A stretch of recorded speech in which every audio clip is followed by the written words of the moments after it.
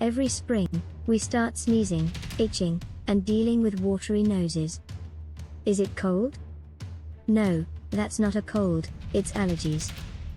The culprit?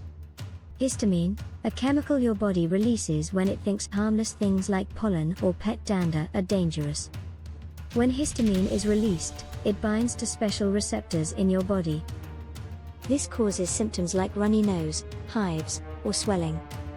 That's where antihistamines come in. They block those histamine receptors, stopping the allergic reaction before it spreads. Think of histamine as a key and your body's cells as locks. Antihistamines jam the locks so histamine can't hit in. There are different types, some cause drowsiness, some don't. But they all work by calming your immune system's overreaction. So, next time allergies hit hard, now you know why that little pill helps you breathe easy. Follow and subscribe to Mind Rift Studio, where knowledge meets curiosity.